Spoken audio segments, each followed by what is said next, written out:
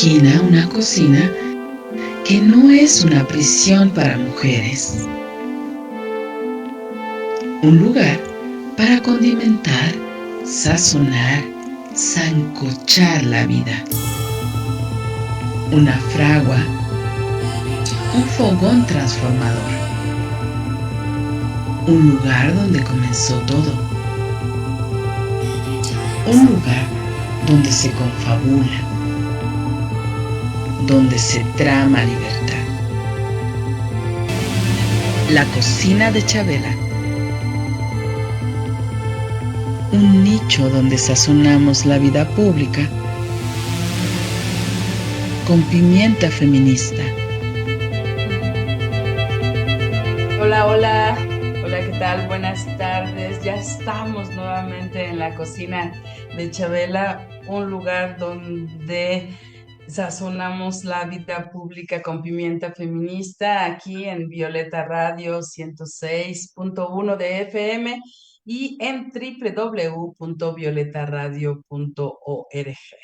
Pues como cada miércoles aquí les acompaña Maru Chávez en los micrófonos y la cámara. Y agradezco también a Laura Reyes que nos está apoyando en la transmisión, producción de esta cocina de Chabela. Hoy miércoles 17 de abril del 2024 vamos a iniciar una conversa que a mí se me antoja muy rica, muy sancochada, con una serie de anécdotas, de datos, de conocimientos sobre lo que ha sido la trayectoria de esta querida invitada, que es Ana María Hernández Cárdenas, una compañera feminista con una larga trayectoria que recientemente, en diciembre del 2023, se despidió de una de las organizaciones a las que ha pertenecido, que ha fundado, desde donde ha actuado, donde ha también cocinado un montón de cosas en favor de las mujeres. Entonces vamos a tener una charla muy, pues, relajada, rica, llena, decía, de estos conocimientos que Ana María nos va a compartir sobre lo que ha sido el quehacer feminista, de no solo de ella misma, sino de una serie de mujeres que han participado en distintos ámbitos. Pero antes de iniciar, pues claro que darte la bienvenida, querida Ana, por estar en esta cocina acá con nosotras. Ay, pues yo muy gustosa agradezco mucho la invitación, Maru, y bueno, es un gusto estar con la audiencia de Violeta Radio. Es es un proyecto hermoso al que siempre sigo, ¿no? Y bueno, pues no me había tocado tanto estar aquí en la Ciudad de México, ahorita estoy acá, pero bueno, desde Oaxaca siempre somos asiduas radioescuchas, ¿no? Entonces, pues muy gustosa de estar aquí, gracias. Y bueno, además en este programa, La Cocina de Chabela, que tanto significa para mi alma, mi corazón y mis recuerdos gustosos, ¿no? Así es, efectivamente, porque pues tú sabes que este programa tiene el nombre de la cocina de Chabela, justamente emulando la cocina de la que tanto hicimos uso en la casa de Cipam con Chabelita, que nos cocinó, que nos alimentó, nos nutrió durante tantos años por un lado, pero además ese espacio que estaba lleno pues de esto, de conversa, de compartición de vida, de compartición de conocimientos y experiencias de militancia feminista, y de eso justamente, de que pues quería mucho que compartiéramos con las audiencias ese espacio que también para mí y para mi corazón ha significado tanto. Y yo sé que para ti y para muchas más cipameras. Entonces, Ana, pues yo quiero iniciar esta conversación, pues desde cómo, cómo se hace. una feminista? ¿En qué momento tú consideraste o consideras que te hiciste feminista, que llegaste a un punto donde dijiste, este es el camino? Pero además, ¿desde qué lugar del feminismo? Porque también tendríamos que hablar de que hay distintas posturas incluso dentro del feminismo. Entonces, pues, ¿cómo se hace una feminista, Ana? Empecemos por ahí. Bueno, yo creo que una feminista es una mujer que toma de la mano, se toma de la mano con otras mujeres, que son espejo, que te enseñan, que, que te, que te van sumando como un engranaje, como un tejido, ¿no? Porque el feminismo, los feminismos, pues son las colectividades de voces que que nos vamos descubriendo a nosotras mismas en relación a otras. Ese es mi caso. Eh, Creo que una feminista se va construyendo poco a poco. Es así como me gusta mucho poner como la metáfora del guisado de Chabelita, ¿no? O sea, le vas poniendo los ingredientes, pero además te dicen que lleva este otro y que pues su sabor puede ser más rico, que se va cocinando poco a poco, que tiene contradicciones, que tiene muchas preguntas, que tiene crisis. Entonces, creo que el hacerse feminista es un proceso, diría yo, que se va actualizando en la vida. Entonces, pues esos son los feminismos vivos, ¿no? Entonces, ¿cuándo fue que yo sentí que me había cambiado algo, ¿no? Y bueno, pues recuerdo, así me vienen como imágenes, ¿no? Una que me viene como imagen es en el encuentro feminista al que fui invitada, después de que ya habíamos formado CIPAM, Salud Integral para la Mujer, este, pues nos invitaron al encuentro en Tepoztlán y pues yo era la primera vez que iba y estaba como muy, así muy abierta, ¿no? Con los ojos abiertos, pero también muy sorprendida de cuántas mujeres había ahí, pero sobre todo de empezar a explorarnos. Y bueno, había un letrero que decía autoexamen vaginal, ¿no? Y entonces a mí me llamó la atención y bueno, logré entrar porque estaba llenísimo el espacio, pero me tocó la fortuna de entrar y una compañera dominicana estaba dando el autoexamen vaginal. Y bueno, para mí fue como abrir una puerta que nunca se ha cerrado, ¿no? El autoconocimiento, el estar ahí quitándote la pena de mostrar tu cuerpo con otras mujeres, de no sentirte juzgada, de si eres gorda, flaca, alta, si quién te va a ver, si te sientes acosada, o sea, nada, como un espacio de libertad, ¿no?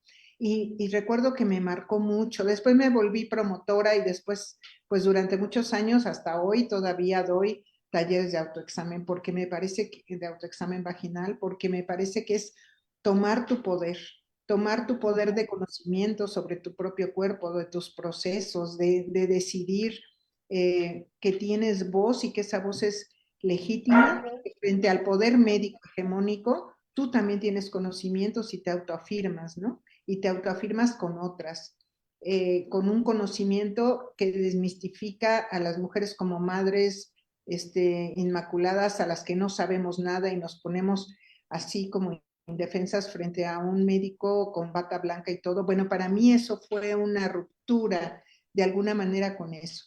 Otra cosa que me marcó también mucho fue pues la defensa de unas compañeras en Guerrero que fueron junto con otros compañeros, fueron encarcelados y hicimos una visita, yo militaba en la izquierda, siempre he militado en la izquierda, y fuimos a una visita y ahí me empecé a dar cuenta de que la violencia y la culpa social que genera el que las mujeres estemos fuera de casa bueno, encarceladas, cómo se ensaña ese patriarcado con las mujeres y no así con los hombres, ¿no? Y ahí yo me empecé a dar cuenta cómo las trataban a ella de manera diferenciada, cómo las acusaban de haber sido malas madres, de todo, y los compañeros nunca les cuestionaron nada. Y entonces, como que le van cayendo veintes a lo largo de sus militancias, de las expresiones de los dichos de otras, de las voces de quienes ya pasaron y que vienen protegiéndote y que son tus maestras, ¿no? Yo he tenido maestras maravillosas, ¿no? Y que me han ido formando como una masa de barro que me he ido formando poco a poco, ¿no? Entonces, bueno, así. Así, así llegaste. Oh, ¿y de qué, pues, de qué año estamos hablando? ¿Cuándo Pues fue estamos hablando digamos, yo empecé la militancia, yo tengo 62 años y empecé la militancia política en la izquierda, en los movimientos de izquierda, cuando yo estaba en la preparatoria, y estoy hablando de finales de los 70, ¿no? O sea, Ujú. ¿no? O sea, entré en el 78 al movimiento de izquierda eh, en la lucha por la solidaridad con procesos en Centroamérica, en Nicaragua, en El Salvador. Y bueno, yo estaba muy chiquita, tenía 16 años y andaba buscando un espacio colectivo que me permitiera, pues como buena adolescente, salirme de el yugo familiar y de todas esas cosas y de encontrarme con otros, ¿no?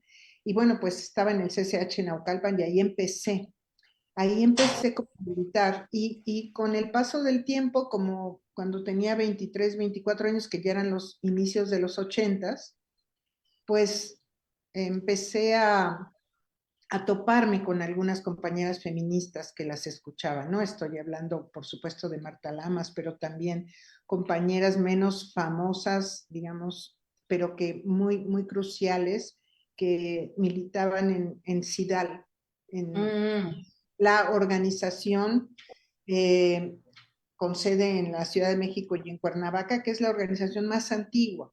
Tuve la sí, fortuna, después de que formamos CIPAM en el 87, de sí, trabajar con las compañeras de CIDAL, trabajaba medio tiempo con las compañeras de CIDAL y medio tiempo en CIPAM, porque no teníamos recursos, ¿no? Y sí. entonces, para mí, pues eso, estamos hablando pues, de finales de los 70s y, bueno, la década de los 80s fue el florecimiento para mí de ese feminismo, ¿no? Y justamente cómo se empata el florecimiento del feminismo, en tu caso personal, con el feminismo ya más amplio, como un movimiento. ¿Cómo evalúas que estaba, claro, con esta mirada actual, pero que estaba el movimiento en ese momento? Bueno, mira, ¿Cuál era la agenda y cuáles fueron esos puntos creo que, clave? creo que digamos, recordando, en los 80 se empiezan a formar algunas organizaciones. Estas que luego se convierten en las que yo me inscribo como organización, las llamadas organizaciones no gubernamentales, ¿no? Y que luego Ujú, nos etiquetaron de las institucionales versus las ujú, autónomas, ¿no? Que yo siempre he cuestionado, porque yo también soy autónoma, aunque me inscribí en una organización que se formó legalmente y que tal, y que aspiró a tener recursos y a meter proyectos para ujú. desarrollar acciones a favor de los derechos de las mujeres. Sí. Pero en ese tiempo había discusiones muy interesantes de cuál es el papel que las feministas, que estas colectividades teníamos frente a movimientos amplios como movimiento urbano popular, por ejemplo, ¿no? Recuerdo ahí, construimos en los 80s la coordinadora de mujeres Benita Galeana, que era una red muy amplia en la Ciudad de México, donde convergíamos organizaciones de masas, les llamaban, ¿no? Organizaciones de masas, en donde, por ejemplo, ahí conocí a Clara Brugada cuando era muy chiquita Clara, ¿no? Bueno, era un poco más chiquita que yo, y bueno, ella era, junto con su mamá y otras compañeras dirigentes ya de la CONAMUP, Ujú. coordinadora del Movimiento Urbano Popular, y teníamos una alianza muy importante, pero a su vez esas organizaciones nos veían a las organizaciones no gubernamentales como cuadros técnicos, ¿no? Como cuadros de apoyo, no como protagonistas también de la construcción de un movimiento, porque la valorización de lo masivo, pues, era importante, ¿no? Yo creo que fuimos transitando eh, en los años 80 creo que fuimos transitando también para ir asumiendo que también teníamos un protagonismo como organizaciones o como colectivas. Creo que empezaron también a ponerse de relieve las conferencias internacionales, que los feminismos en México no habíamos accedido y empezaron a estar como un reto las conferencias internacionales de derechos humanos, la de población y desarrollo, la conferencia de Beijing, que ya estamos hablando, digamos, de entre los 80s y los 90s, ¿no? Creo que ahí estaba, digamos, en términos de la agenda, me parece recordar una parte, pues tenía que ver con los derechos económicos, sociales, culturales y ambientales. Bueno, en aquel momento todavía no se hablaba de los ambientales, pero se hablaba pues de estos derechos a la vivienda, del derecho a la salud. O sea, CIPAM se forma como organización específica para ir planteando alternativas frente a este modelo médico hegemónico que ha lesionado tanto a las mujeres, ¿no? Pero al mismo tiempo van surgiendo luchas que nos empezamos a involucrar, como por ejemplo el tema de la pandemia de VIH y SIDA. Nosotras en CIPAM retomamos ese tema y formamos el primer centro de detección para mujeres de VIH, digamos, para exigir el derecho de la detección de VIH y SIDA, que había estado pues matando a mucha gente, ¿no? Por sangre contaminada, por relaciones sexuales no protegidas, en fin, y dimos una lucha simbólica también las mujeres, porque no nos consideraban grupos potencialmente en riesgo, ¿no? Decían que pues había una discriminación que solo era un tema de personas gays y bueno, esto se está desmistificando. Pero también otro tema, pues era, empezaban ya los derechos sexuales y los derechos reproductivos, ahí estuvimos trabajando mucho en relación a visibilizar con nombre y apellido más el tema del aborto, el derecho al aborto, ¿no? Sobre casos, aunque la legislación ya reconocía desde hace muchos años el aborto, el derecho del aborto por violación, pues muchas veces no era accesible y por otras causas también. Entonces fuimos llenando la agenda, me parece, como de distintos temas a la luz también de la coyuntura, ¿no? A la luz el tema de la vivienda se convirtió en un tema crucial porque recordemos que en el 85 pues se da temblor, El sismo, ajá. sismo que deja a miles de gente sin viviendas y se conforman muchas organizaciones y ahí muchas de nosotras también nos involucramos, ¿no? Para conseguir resolución en temas de vivienda. Entonces, pues la agenda ha sido como muy, muy amplia, ¿no? Y quiero terminar esta parte como diciendo que en mi caso empecé a mirar, pero lo vi con otras compañeras, que había ya una serie de avances en política pública, pero no así en legislación. O sea, y teníamos muy poca representación en el Congreso, ¿no? Después de la reforma política del 96, que da como una apertura ya no solo al PRI, sino a nuevos partidos, empiezan a haber como más juego político en el legislativo. Y ahí volteamos a mirar la necesidad de incidir para hacer cambios legislativos en la agenda de género.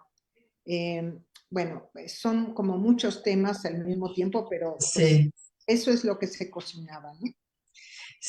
Sí, justamente son muchos temas en los que has estado involucrada, pero a mí esto me lleva a la pregunta de cómo desde tu perspectiva, por supuesto, cómo el feminismo ha incidido en otros movimientos sociales y no solo con la agenda que se considera estrictamente de mujeres. Estrictamente quizá no es lo adecuado, pero pues hay como una especie de temas que se consideran de las mujeres, aun cuando están insertos en otros movimientos sociales.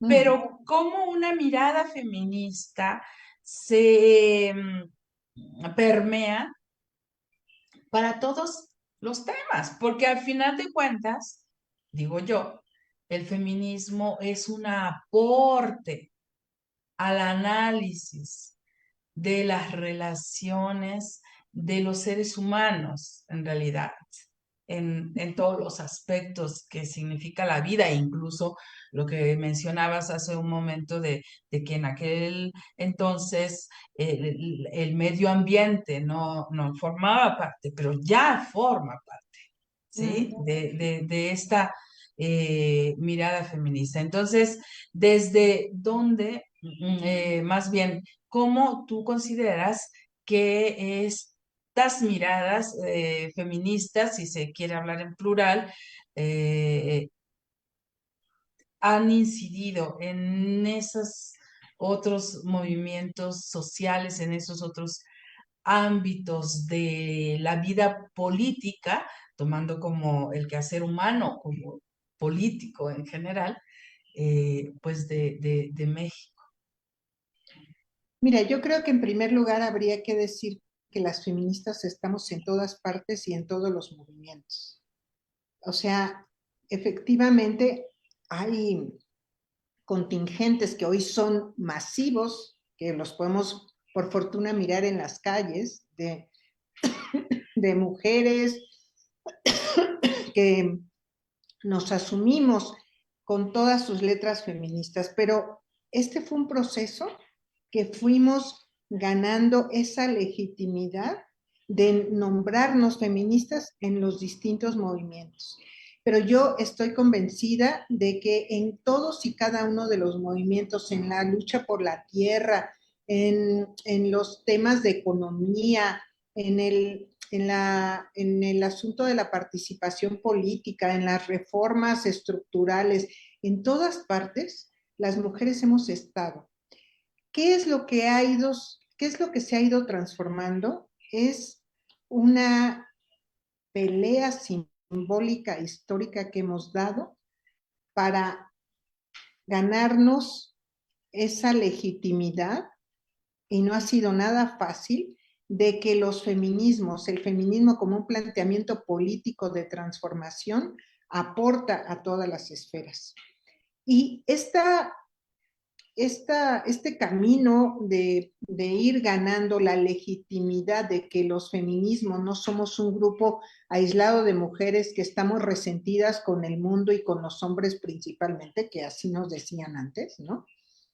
Claro, es que como no les, o no les gustan los hombres, siempre tienen el odio contra los hombres, y bueno, estos discursos que en su momento fueron muchos, ¿no? Y que nos reducían a un grupo muy, muy pequeño, ¿no?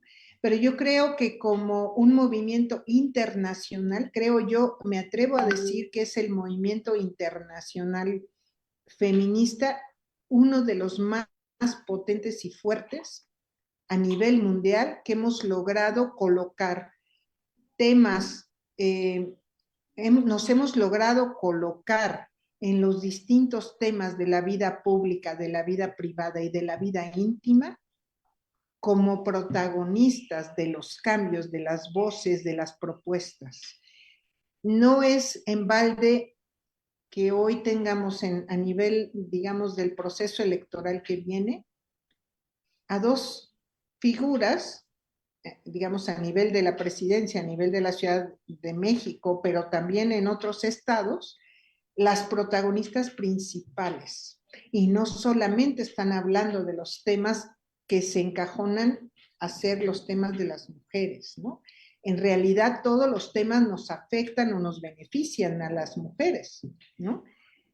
Entonces hemos ido cambiando a través del diálogo, de la denuncia, de la presión, de la movilización en las calles, de escribir, de que cada vez más hay estudios, análisis, propuestas científicas. O sea, hay una gama importantísima de estudios relacionados con los aportes de la mirada feminista, de ponerte unos lentes distintos y poder analizar, pero también accionar y movilizar para ir ganando una mirada mucho más amplia del aporte de los feminismos. Hoy yo estoy segura que esa batalla simbólica la tenemos ganada. También estamos muy amenazadas por la derecha y por muchos machismos que siguen habiendo, unos muy explícitos y otros muy escondidos, pero creo que tenemos esta legitimidad para habernos ido colocando nuestro discurso, las propuestas, las acciones y las personas en muchos de los ámbitos de la vida de nuestro país, ¿no? Sí, justamente pensaba yo que en aquellos años, eh, los 80s, los 90s, las movilizaciones no eran masivas. O Así sea, es. no había incluso creo que el sentido de nombrarse, de identificarse como feminista ha cambiado profundamente porque ahora es reivindicar que soy feminista públicamente, me da incluso orgullo, me da como un Un plus, lugar, un ajá, un lugar lugar importante. honorable, ¿no? Exacto, un lugar honorable, efectivamente. Y en aquellos años, pues, ¿cuántas eran? Sí. ¿O cuántas éramos después cuando ya yo también estuve participando? Pero ¿cuántas eran? ¿Cómo se hacían las reuniones, las manifestaciones, los mítines?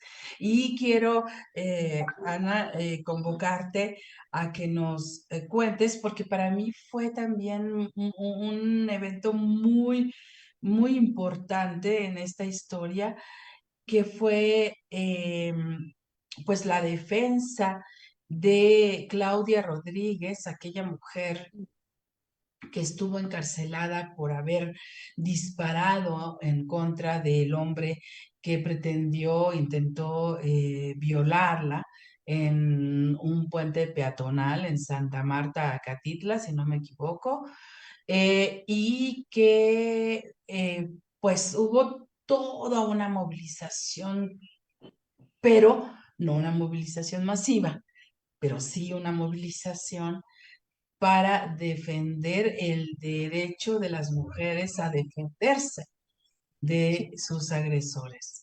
Entonces, cuéntanos sobre esto, Ana, y particularmente es énfasis en esto que mencionaba, que no era masivo, pero sin embargo sí era una movilización. Sí, qué bueno que traes ese ejemplo, porque en realidad nosotras en CIPAM y en otras organizaciones nos enteramos del caso por el periódico, una notita pequeñita de que una mujer, esto que mencionas, ¿no? Se había defendido de su agresor, había disparado y el agresor había muerto. Y el agresor murió por falta de atención y de que llegaran rápido los paramédicos, porque ella no disparó ni muchas veces ni nada, o sea, ella lo que hizo fue actuar en legítima defensa. Claudia Rodríguez es todavía, pero era en aquel momento una mujer vendedora en un tianguis, tenía vendía cosas en un tianguis y le habían asaltado algunas veces y ella traía una pistola en su bolsa y eso fue lo que la salvó. Ella fue tipificada de mala madre, tenía 5 hijos, bueno, en aquel momento 5 hijos, un marido extraordinario que fue un aliado importantísimo porque él estuvo todo el tiempo en la defensa y fue una defensa en la calle, fue una defensa jurídica, fue una defensa simbólica hacia el discurso con la población, porque no, al principio se le acusaba de que lo había matado, pero además de que ella había ido a bailar. Ella había ido a bailar con unas amigas y su marido le había dicho, ay sí, vete porque estás muy cansada, vete a bailar con las amigas y había salido pues casi que en la mañana del lugar a donde había bailado, y fue que en el camino al metro con este tipo que con los que habían ido a bailar, pues intentó violarla, ¿no?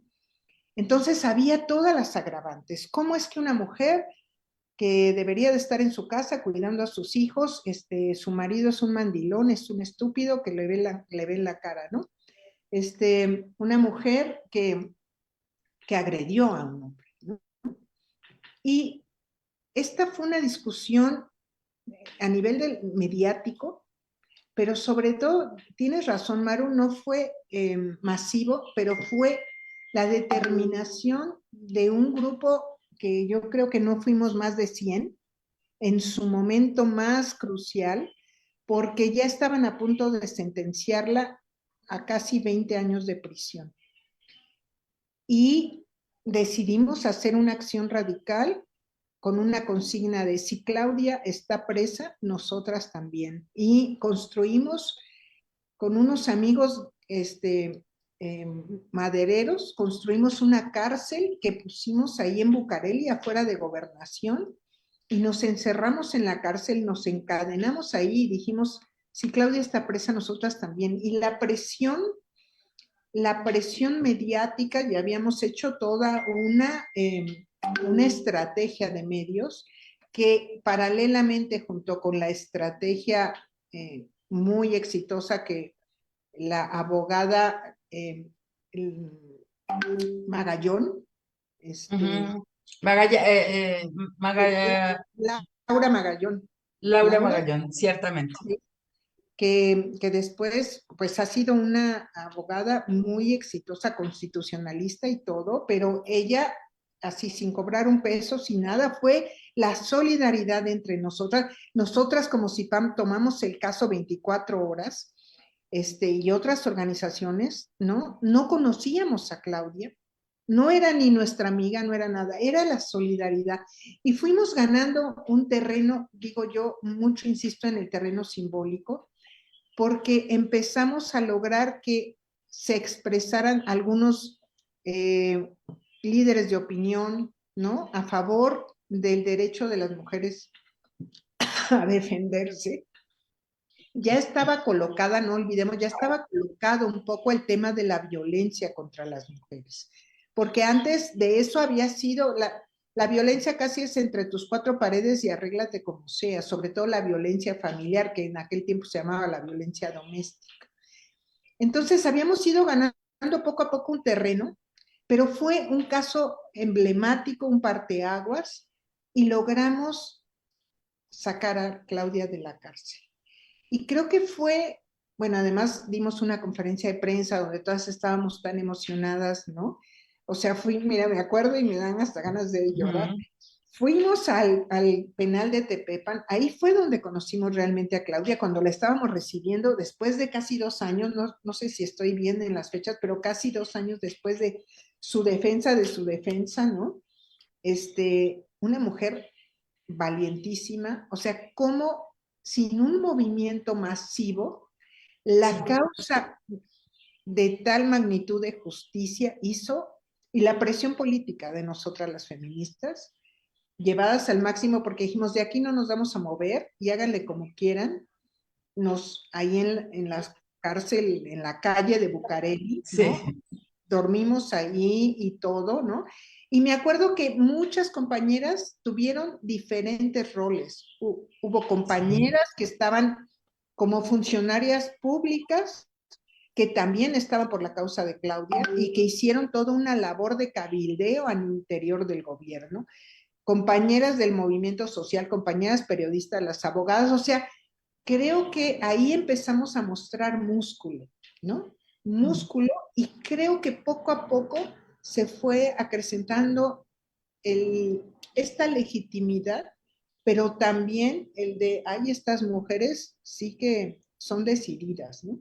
Y creo que hoy, digamos, lo quiero trasladar a lo que es hoy, bueno, porque como dices, en las marchas a veces si éramos 500 era un éxito. Uy, wow, sí. ¿No? Sí. Y nos sentíamos orgullosísimas, porque a ver, pues yo recuerdo haber marchado 50. Sí, 50, sí, ¿no? sí. Y aún así creo que siempre hubo planteamiento emblemático fuerte y tal. Yo creo que también a nivel de los medios de comunicación, la labor que hicieron muchas periodistas por ir convenciendo a otras voces en los medios de comunicación ayudaron muchísimo a que se empezara también a manejar de otra manera, no amarillista, las noticias relacionadas con las mujeres. Entonces creo que a la luz, por ejemplo, de lo que hoy miramos, creo Sí, que el resultado de lo masivo de hoy, pues tiene sus orígenes en esas pequeñas luchas, pero que van marcando un hito histórico, ¿no? Y me parece que eso nunca hay que olvidarlo, porque yo hoy, pues soy una mujer grande y tú dices, esta mujer tiene una larga trayectoria, pero yo aprendí de otras que tenían claro. una larga trayectoria y que así somos un continuo, ¿no? Y que aunque no nos conozcamos, tenemos una identificación de las vivencias y de las violencias que hemos estado viviendo y de los sueños. Creo que eso es lo que hace posible la continuidad y el fortalecimiento de un movimiento social como movimiento político, filosofía, pero también un planteamiento global como es el feminismo, ¿no? Los feminismos. Y bueno, al interior tenemos nuestras contradicciones severas, pero Sí, me parece que no hay cuestionamiento en nuestra legitimidad, ¿no? Globalmente. claro. Sí, vamos a hablar también de lo global, pero antes de continuar, a mí me gustaría que eh, pues nos dijeras, y porque además lo personal es político, tú en algún momento después de estar acá en Ciudad de México, pues eso, trabajando, este caso de Claudia y muchos otros más, decides mover tu lugar de residencia a Oaxaca. Y entonces mi pregunta es, ¿por qué Oaxaca? ¿Y qué implicó retomar tu quehacer, tu militancia en otro estado completamente, diría yo, no sé si completamente, pero bastante distinto a la Ciudad de México? Y que entonces, ¿cómo, cómo cambia por lo menos tu agenda personal? Sí, bueno, yo eh, en, en, en, ese tiempo yo tenía a mi hijo que tenía 14 años, Omar, y yo sentía que estar en la Ciudad de México podía ser riesgoso para un chavo de esa edad que iba creciendo y acababa de tener a mi hija, Maya, a los 41, tuve a Omar a los 26 y tuve a Maya, mi hija, a los 41, de dos maridos distintos, de dos relaciones distintas, y sentíamos que personalmente era importante como movernos, sentíamos ya la Ciudad de México como muy cargada, como una gran urbe y tal. O sea, hay una dimensión ahí muy personal de pareja, ¿no? Que nos hace buscar. Empezamos a buscar lugares y bueno, ambos teníamos, mi compañero y yo en aquel momento teníamos pues un amor por las comunidades, ¿no? O sea, pues estudiamos antropología social y entonces Oaxaca era un estado que siempre nos ha parecido admirable, emblemático en las luchas sociales y pues nosotros éramos desde entonces y antes pues luchadores sociales.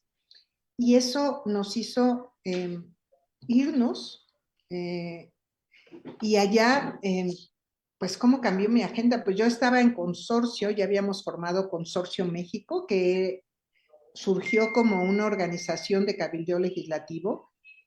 Ese era su quehacer específico, pero cuando yo me voy a Oaxaca, también como siendo parte de consorcio, me doy cuenta que no había nada que hacer en términos legislativos porque el PRI tenía copado todo. Y yo siempre he creído que las organizaciones y los proyectos tienen que responder a la realidad y no la realidad a los proyectos, ¿no? Entonces yo me empecé a dar cuenta de que había una gran cantidad de problemáticas, pero de oportunidades.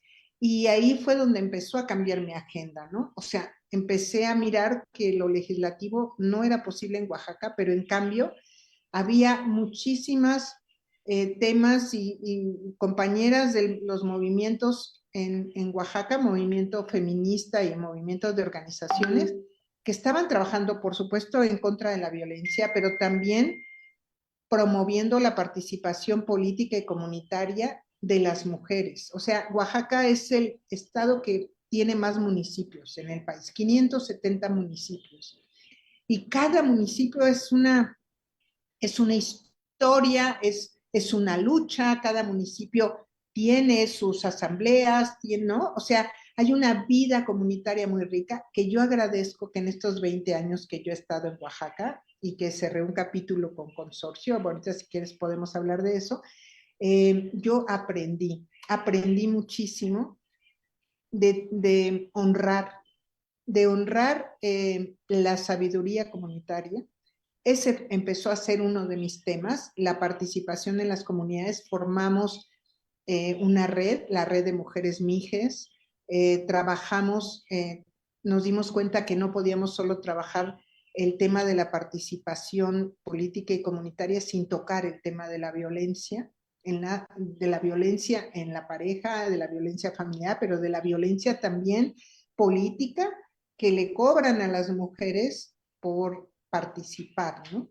Entonces, como que se fueron concatenando temas y bueno, pues se me atravesó el 2006. El 2006, como a lo mejor algunas personas que nos están escuchando saben, se da un movimiento muy importante en Oaxaca que sí es una revolución, decimos, ¿no? Que toda la población básicamente cuestionó a un gobernador en aquel momento, Ulises Ruiz, y se da un movimiento importantísimo. Y nosotras como consorcio decidimos entrar como parte de ese movimiento y ese reclamo de quitar a un gobernador represor, corrupto, y mil cosas, ¿no? Y bueno, ese movimiento nos marcó. Bueno, yo ya venía desde la izquierda, o sea, nosotras nunca hemos concebido el trabajo feminista fuera de una lógica de izquierda y de transformación global. O sea, nos asumimos como bueno, ahora también como defensoras feministas de izquierda, ¿no? Y entonces, pues había un caldo ahí muy rico para poder participar en la lucha por la democracia, en la lucha comunitaria porque se respetaran los derechos y la autodeterminación de los pueblos, ¿no? Y ahí, pues claro, cruzándola con las mujeres, ¿no?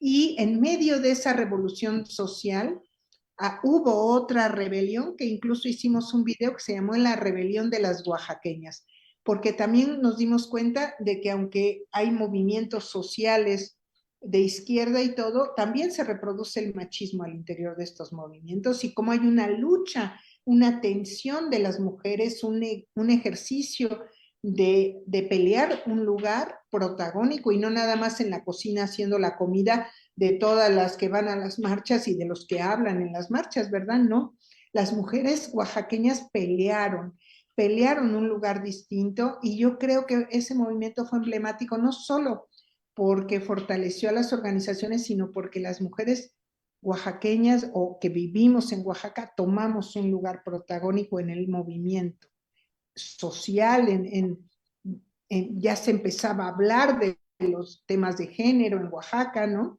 Y bueno, Oaxaca empieza a ser visto como un estado, como un movimiento para tomar aprendizajes. Entonces eso fue importante porque tuvimos muchas visitas y de mucha gente, ¿no? La represión fue muy fuerte, a nosotras también nos persiguieron, tuvieron que salir compañeras, en fin, pero aprendimos mucho de esos movimientos, ¿no? Entonces, yo siento que fue una decisión muy importante en mi militancia haberme ido a Oaxaca, haber aprendido incluso cosas mucho más sutiles pero profundas como el valor de la espiritualidad en los movimientos, la sanación de los pueblos, el cuidado, que es algo que pues tiene 12 años que es mi pasión de vida, ¿no? Eso. Y entonces, eh, después de esos 20 años, que claro que para la vida de una persona son muchos, pero para la transformación social no necesariamente, pero después de esos 20 años de trabajo en Oaxaca, como lo has dicho, de trabajo comunitario, tuyo y de muchas mujeres más, ¿ha habido algún cambio, alguna transformación? Digo, yo te puedo decir algo muy importante, que fue que Oaxaca fue el segundo estado en despenalizar el aborto, pero ¿cuál sería tu balance? Bueno, yo creo que en estos 20 años, primero a nivel más pequeño, yo me fui, como dicen, como les dije, sola a Oaxaca y mi organización, consorcio, se quedó acá. En esos 20 años construimos una organización que decido retirarme en diciembre pasado porque hay que dar paso a las renovaciones, a los cambios, a los liderazgos nuevos y todo eso. Y bueno, tenemos una organización que tiene más de 35 compañeras que se ha logrado consolidar y todo, ¿no? Y creo que en algunos casos en Oaxaca también hemos vivido procesos que se han logrado consolidar de manera muy importante. Creo que a nivel, digamos, más global, como dices, pienso que en Oaxaca hay una experiencia muy grande de trabajo, de fortalecimiento en estos 20 años de la participación de las mujeres indígenas, de las mujeres afro en, en la vida comunitaria, ¿no? Hoy se reconoce mucho más el aporte que las mujeres en sus comunidades hacen. Creo que el hecho de que hayamos avanzado en las leyes de paridad, por ejemplo, ha beneficiado en muchos de los casos la mayor participación de las mujeres, ¿no? Creo que también se ha reconocido, y que eso me parece que no solo en Oaxaca, sino en otros estados, se ha reconocido en esta ley de paridad la posibilidad de que las mujeres podemos gobernar bien, las mujeres podemos entregar buenas cuentas, las mujeres tenemos planes y visiones estratégicas y de futuro. Y eso me parece que ha sido un avance en estos 20 años sustantivo, ¿no? Creo también que hemos logrado ganar espacio para quienes hacemos una labor de defensa de distintos tipos, ¿no? Creo que es muy claro que desde hace algunos años el tema del trabajo con defensoras de derechos humanos, pues se ha colocado como un trabajo importante y necesario. Y muchas feministas, además de ser feministas, nos hemos convertido en defensoras, en acompañantes de otras luchas que han dado como frutos importantes, ¿no? Tenemos un movimiento feminista fuerte en Oaxaca, si no hubiéramos logrado efectivamente, por ejemplo, despenalizar el aborto como el segundo estado después de la Ciudad de México y después de bastantes años, ¿no? Eh, Creo que uno de los retos que tenemos muy fuerte tiene que ver con cómo seguir presionando para que el tema de la violencia contra las mujeres frente al tema, por ejemplo, del, de la violencia en el marco del narcotráfico, por ejemplo, no se invisibilice. Yo creo que una de los costos más grandes para las mujeres ha sido que logramos en un tiempo que la violencia contra las mujeres se visibilizara como algo importante, central, pero el avance de esta crueldad de los poderes fácticos del narco, pero también en muchos lugares de la inacción de los gobiernos o incluso del involucramiento de personal del gobierno, de los gobiernos locales con el narcotráfico y todo esto, ha hecho que las violencias que hemos reclamado las mujeres se invisibilicen y se pongan en planos en los que pues, ya está normalizado, ¿no? Y me parece que eso es uno de los retos grandes, ¿no? Que tenemos, seguir denunciando, pero también seguir contando que la cuenta también es una deuda que se tiene con las mujeres, ¿no? Contando las agresiones, contando las muertas, o sea, porque desde que yo estoy haciendo este recuento de 20 años, infelizmente la curva de asesinatos de mujeres, de feminicidios y todo eso, no ha disminuido sustantivamente. Estoy hablando de Oaxaca, ¿no? O sea, los Sí. datos que tenemos, pues son datos muy alarmantes y los gobiernos no han pasado de hacer algunos anuncios así con bombos y platillos, pero el acceso a la justicia, la impartición de la justicia, las sentencias, todavía tienen pues mucha deuda, mucha impunidad. Ay, pues sí, muchas cosas que todavía tienen que suceder, pero como nuestro tiempo es finito en la radio, vamos a ir cerrando y me gustaría que nos comentaras lo que mencionabas hace un rato del impacto o la incidencia del feminismo a nivel global y las alianzas que se han hecho a nivel global que permiten que este discurso sea cada vez más extendido en todos los países en este planeta. Bueno, yo creo que hemos ido construyendo a lo largo de los años, de muchos años, ¿no? Hemos tenido tonos similares y entonces pensaba yo como en una sinfonía. Los feminismos a nivel global somos una sinfonía, o sea, es este tono con el otro tono, ¿no? Con esta armonía se van sumando para hacer una gran sinfonía. Y me parece que hoy por hoy los feminismos o el planteamiento político del feminismo es actual porque responde, porque analiza, porque propone salidas a problemas estructurales globales, como por ejemplo, ¿qué hacemos para disminuir los impactos del neoliberalismo? ¿No?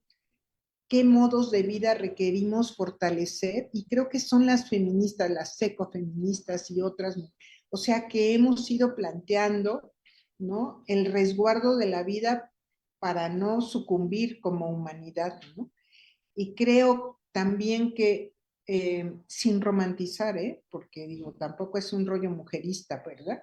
Sino que el planteamiento y las buenas cuentas que se han entregado a nivel del ejercicio público, creo que nos han ido colocando como en muchos de los países como ejemplos de buena gobernanza, a nivel de la gobernanza, a nivel, digamos, del legislativo, pero también en la sororidad, en la solidaridad y en ponernos a veces de acuerdo en consignas para impulsar. El tema de la marea verde, por ejemplo, ¿no?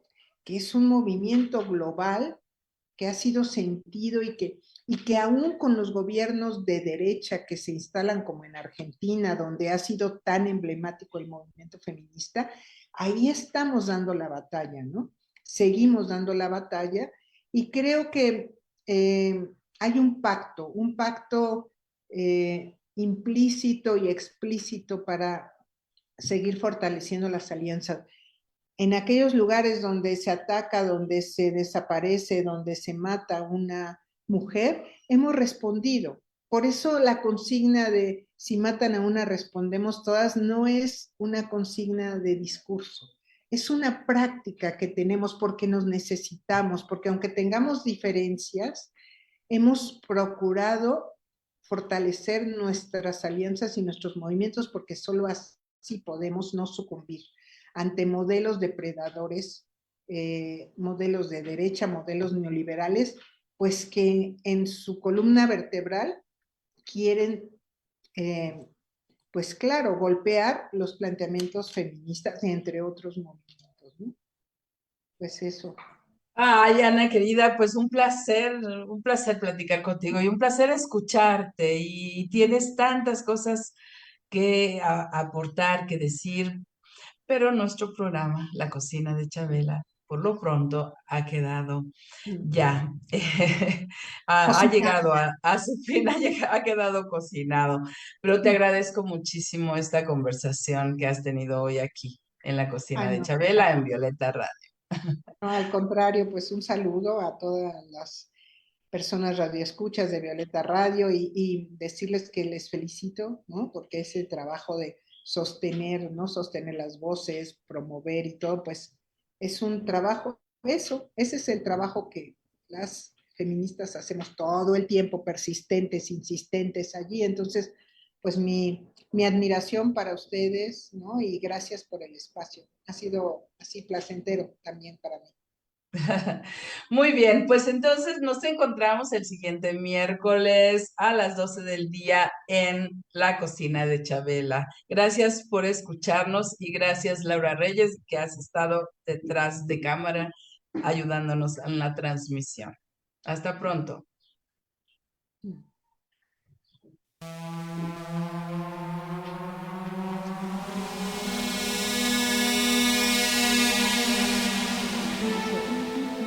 Imagina una cocina que no es una prisión para mujeres.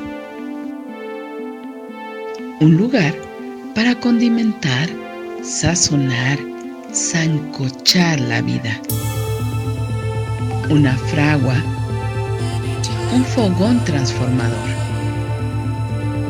Un lugar donde comenzó todo. Un lugar donde se confabula,